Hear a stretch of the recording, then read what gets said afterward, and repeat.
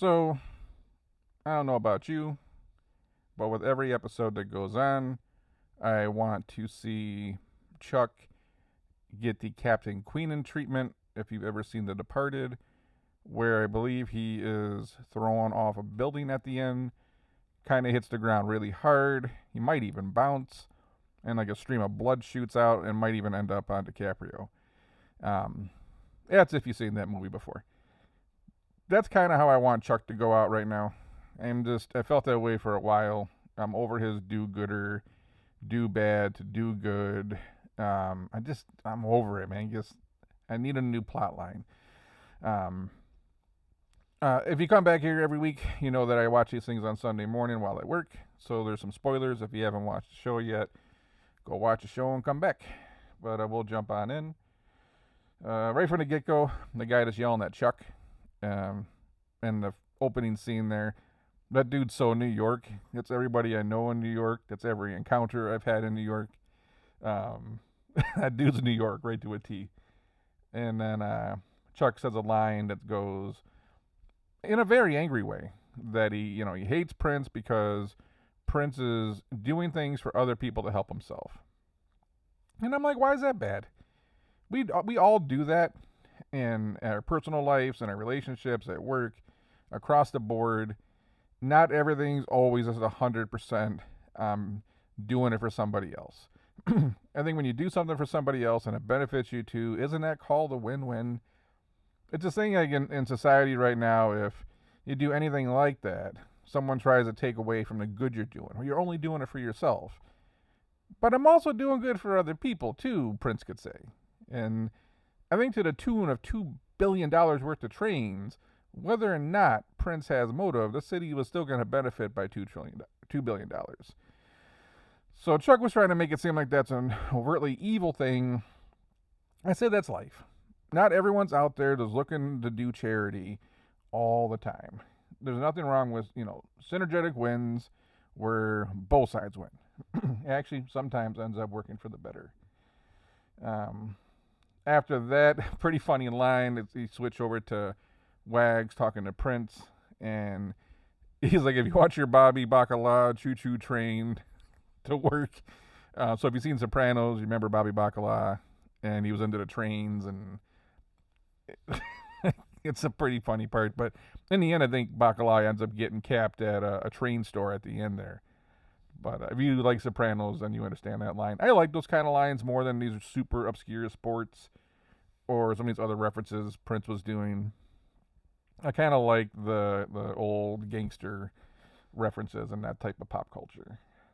What else we got here? That then you have that meeting with Ryan talking about that social media app Winch or whatever, and then Taylor kind of shoots it down. You can see Ryan's getting more annoyed with Taylor, and you just at some point there's going to be a backstabbing, a double crossing, or Ryan's just going to leave. But that's building. We're just waiting for that to come. Let's see what else we have. On that same thought though, just because Taylor shoots it down, I remember like just before the 2008 recession, we're building a business, and you always got people bringing ideas to you, and there's people that would get upset that if you don't listen to everything they come up with, every idea, then all of a sudden you ignore them or you don't value their ideas. And I've seen this through my whole life, even working somewhere. You hear other managers and friends talk about it, dealing with their daily teams. Just because someone has an idea doesn't mean it's a good idea.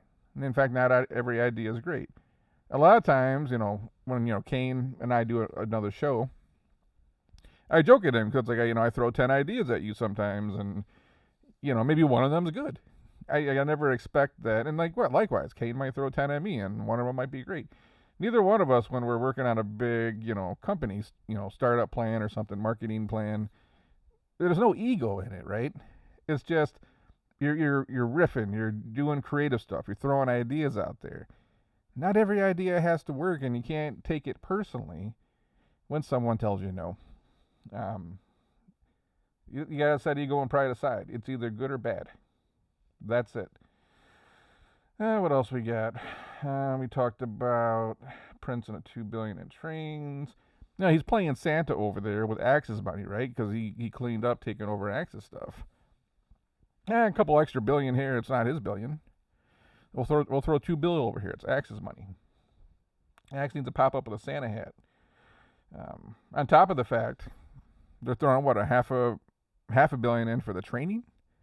Like you go back to the burn rate episode, and they were showing how much Prince is going to go through just trying to make this happen. And it's like you wonder what the end game is here. Is this how he ends up broke? If you remember in that last episode where Bobby was there, he talks about, going on the run with the amount of money Bobby was going to go would be like being broke. Does Prince get him in a similar situation, himself in a similar situation where he runs his bank account down here? But I don't know. Even Scooter calls him out and says, "Hey, this is getting too goddamn expensive. This makes sense." But we'll see, right? But they are blowing money. They're blowing money like the government is what they're doing right now, which is odd because Prince seems so disciplined. But the whole thing with this show, like Bobby went from this very, forward-thinking, clairvoyant, harbinger type of dude that saw every angle to just missing all the angles and making mistakes. And I just hate shows that do that. And they're doing the same thing to Prince right now. Then so they're blowing all this money. So now they got to raise some more money. So, Prince is going to go back and try to get some money from his old school. He's sitting down with the guy, I don't know if it's the head of the school or the head of the endowment, but that guy says a line that academia isn't logical. And I thought, man, that's a goddamn good line, because if you ever dealt with a lot of people that lived in that academic bubble, they're usually pretty void of what's going on in the real world. And, granted, I've met some great people in academia, but these are also the same people that are like teaching kids every day about, how to succeed in a world that they've never lived in. It's tough, right? And it's not logical. You live in a bubble. Not everybody. I've met some great people in academia, but you do run into a few. What else we got here? Then there's the sports guy that wants to, I think he made an ultimatum at that boardroom table. And I think he said no one cares about the why, which is true. I think in this day and age right now, no one cares about right or wrong. No one cares about the why. They just care if they're winning. If you have a certain belief or a certain thing you're trying to achieve or a certain mission, no one cares about right or wrong anymore in any sense. Everywhere. It just doesn't matter. They only care as whether or not if my team's winning. And I think that explains a lot why we're in this place, in this world right now. Let's see. I think it was Lauren. I might be messing her name up because I don't remember her part too much. When she came to Taylor's door, Taylor just should have said, "Piss off." And I'm not sure, Lauren came there with bad intentions, but there's these things aren't on your radar, and you haven't been thinking about them, and you haven't been processing them, and then they just pop up in your life. And it's if that's not on your radar, sometimes you just got to say pass. And I think if Taylor just would have said, "No way," not listening to this conversation, then they wouldn't have got into this mess, which Taylor does fix. But that whole mess could have been avoided. To begin with. So, what else we got? Prince talking to Scooter about his nephew, I think it is. I already forgot that guy's name. Prince tells Scooter, "Look, I can't run my business to make you happy." And it's just one of those things. I think if you're a manager, if you're a leader, if you own a business, you can't do things that make people happy all the time. You got everyone needs something different to be happy, and then you go do all these things that make them happy, and then they leave. And then the next person comes in, and they want something different than the last person. So then you got to go do that.